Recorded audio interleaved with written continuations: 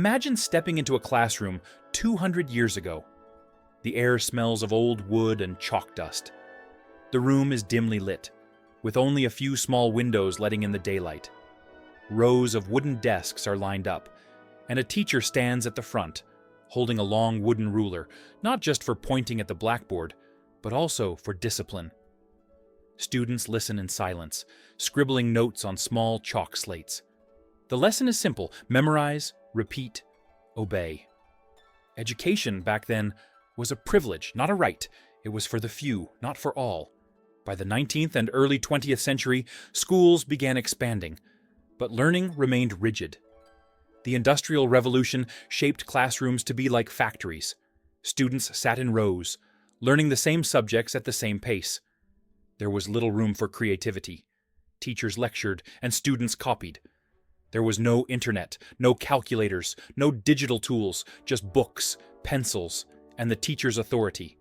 The 1970s and 80s brought in the first signs of a digital shift. Overhead projectors became common, allowing teachers to present lessons in a clearer way. Televisions were wheeled into classrooms, showing educational programs that engaged students in new ways. But the biggest change was yet to come. Then, in the 1990s, computers entered schools.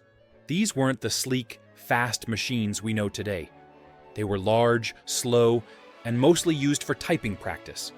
But they represented something bigger, the beginning of digital education. Typing replaced handwriting drills.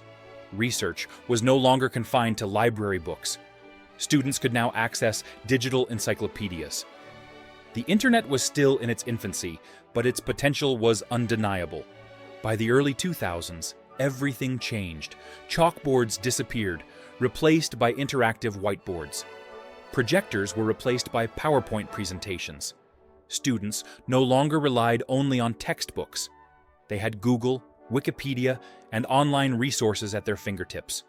Schools embraced e-learning, and students began doing assignments on computers rather than paper.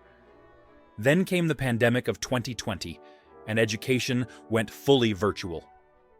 Schools shut down, and millions of students logged in from home. Zoom classes, Google Classroom, and online courses became the new normal. For the first time, students and teachers realized a physical classroom is no longer necessary. Learning could happen anywhere, anytime.